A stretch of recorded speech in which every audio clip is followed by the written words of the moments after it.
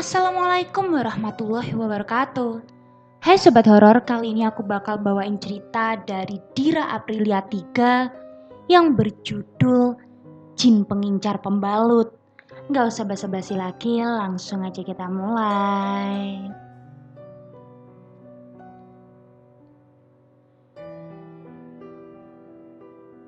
Jin Pengincar Pembalut, sebuah cerita dari Dira Aprilia 3 based on true story. Assalamualaikum. Halo teman-teman, perkenalkan namaku Dira. Aku mau kasih tahu aja kepada semua perempuan-perempuan untuk selalu menjaga kebersihan diri baik dalam maupun luar, supaya terhindar dari kejadian-kejadian yang tidak diinginkan. Cerita ini gak terlalu panjang, tapi aku selalu punya cerita-cerita nyata yang bakal aku ceritakan ke kalian. Kejadian ini tahun 2017, yang dimana aku masih kos di salah satu area perumahan yang dulu katanya banyak banget kuburan-kuburan di situ, guys. Jadi yang cerita bapak satpamnya sendiri. Nah, aku kos di blok 4. Bangunannya baru, tingkat, bersih sih sebenarnya. Cuma sewanya agak kemahalan.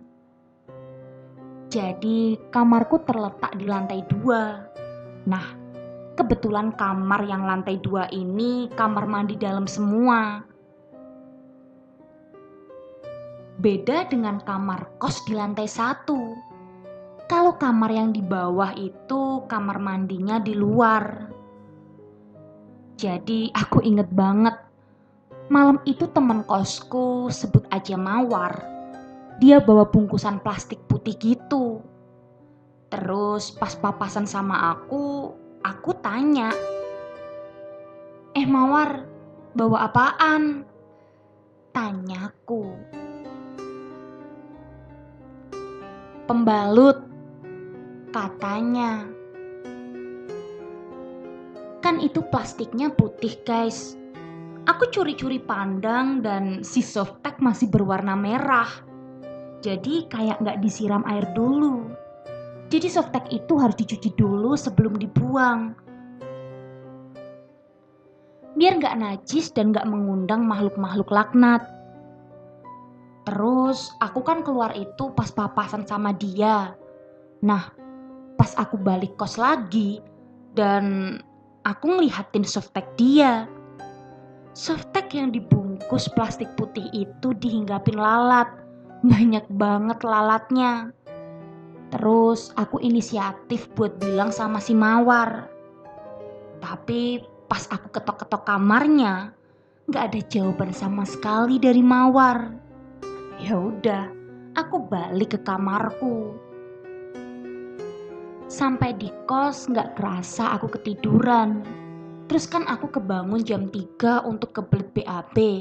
Nah, aku denger kayak sesuatu barang jatuh gitu. Dan dari suaranya kelihatan kalau barang yang jatuh itu berat banget. Kalian tahu kan kalau mangga jatuh ke tanah pasti kan gedebuk. Nah, ini tuh kayak gitu, guys. Tapi aku masih cuekin. Aku pikir mungkin kucing. Tapi samar-samar aku denger seperti ada bunyi erangan gitu. Suaranya kayak berat banget. Di situ aku mulai merinding banget. Terus aku juga denger ada suara orang jalan di depan lorong kamarku. Dan pada saat itu aku bener-bener takut banget. Suara erangan itu kayak suara macan. Terus teman sebelah kamarku langsung WhatsApp aku. Rupanya dia juga denger erangan itu, tapi sama-sama gak berani lihat untuk keluar. Nah, kamar pojok deket dapur yang notabene deket tong sampah itu ada kamar temenku. Dia alim banget. Orangnya beranilah sama hal-hal mistis gitu. Sebut aja namanya Yuni. Si Yuni ini ngintip dari jendela karena dia juga denger. Kata Yuni, di situ ada makhluk besar banget. Berbulu, matanya merah dan lidahnya panjang. Makhluk itu lagi jilatin softtek punya temen aku tadi. Sampai bener-bener hilang darahnya. Temanku bener-bener shock. Makhluk itu ngambil sisa-sisa tulang ayam dan softtek itu. Kata temanku, dia bener-bener gede dan bau. Di pagi harinya, jadi waktu itu aku pulang sekitar jam 10 malam karena ada kepentingan di kampus. Tiba-tiba lorong depan kamar ramai sama anak-anak. Aku tanyain mereka. Katanya si Mawar ini kesurupan. Tapi pas aku sampai, si Mawar ini udah dikasih minum gitu sama ibu kosku. Oh ya, by the way di bawah juga ada tempat tinggal ibu kosku. Wajah Mawar merah banget dan keringatnya bercucuran di muka dia. Setelah kami udah balik ke kamar masing-masing, tiba-tiba ada suara erangan lagi. Tapi posisi kita masih belum pada tidur. Jadi jendela kamar kami itu model jendela yang didorong ke depan. Jadi jendelaku dan teman-temanku ini masih pada kebuka. Belum kami tutup karena masih jam 11-an gitu. Nah, kita ngelihat ada makhluk berbulu jalan ke lorong kita, guys. Modelnya kalau aku lihat seperti babi setengah gendruwo. Jalannya persis banget seperti binatang. Dia ngelewatin lorong kita dan berhenti di kamar si Mawar. Di situ aku masih ngeliatin dari jendela diem-diem. Teman-temanku juga sama. Makhluk itu berusaha masuk ke kamar si Mawar. Dan bener tebakan kita. Akhirnya si Mawar kesurupan dan teriak-teriak. Kami langsung mencoba membuka kamar Mawar yang dikunci dari dalam. Dan anak-anak lainnya panggil ibu kos di bawah sama minta kunci serep. Teriakan Mawar makin menjadi-jadi di dalam. Kadang-kadang berubah jadi teriakan kuntilanak. Dulu aku sempat ngerekam dan aku kasih tahu ke mama. Tapi langsung aku hapus.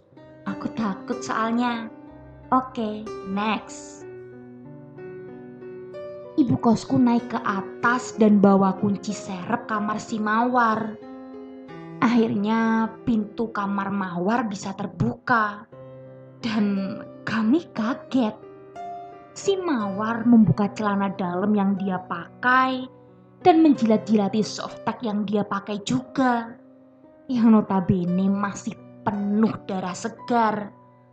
Ternyata dia masih halangan.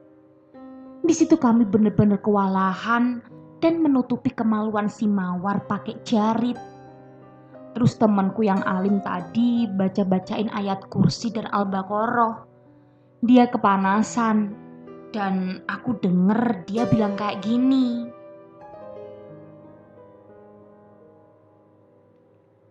Badan anak ini tak bawa pulang. Kami sekuat tenaga memegang si Mawar ini dan tenaga kami habis. Lalu tiba-tiba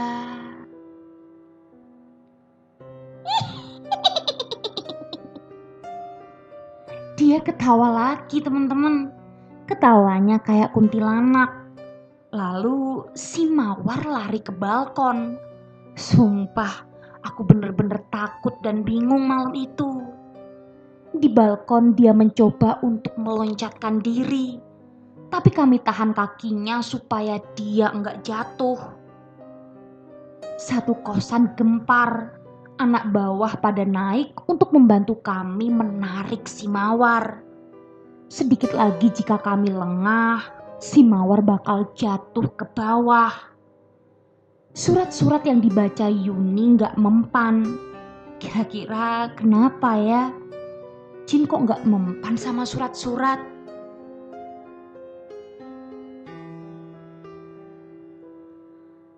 Melihat hal itu, ibu kosku berinisiatif untuk menelpon pemuda masjid asal Aceh. Masjid dekat dengan kosan kami. Kebetulan orang-orang itu sedang berada di masjid tersebut. Seketika pemuda-pemuda itu datang. Salah satu dari mereka memegang kepala si mawar. Mawar meronta-ronta kesakitan. Matanya tinggal putih aja. Jin tersebut menolak keluar, makanya dalam proses pengeluaran si mawar agak kejang-kejang. Dan akhirnya setelah segala proses, jin laknat itu pun bisa dikeluarkan. Kami membopong mawar ke kamarnya. Si pemuda-pemuda tadi menetralkan kamar mawar. Aku pun menceritakan masalah pembalut itu ke pemuda ini. Kata pemuda ini, seorang wanita harus benar-benar bersih ketika berhaid. Membuang pembalut tak boleh sembarangan. Dan harus bersih juga. Jika haid, kita dianjurkan banyak-banyak berzikir. Soalnya makhluk-makhluk jahat suka mengikuti wanita-wanita yang sedang berhalangan.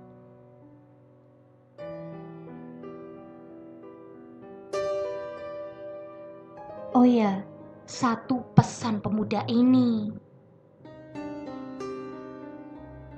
Jangan pernah kita membuang sampah tulang ke tong sampah dalam rumah.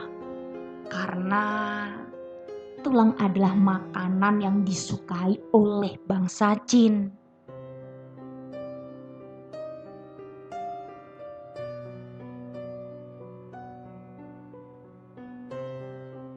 Jin pengincar pembalut selesai. Gimana sobat horor? Seru kan ceritanya? Kalau gitu tunggu cerita-cerita menarik lainnya dan jangan lupa nyalakan lonceng notifikasinya. Bye.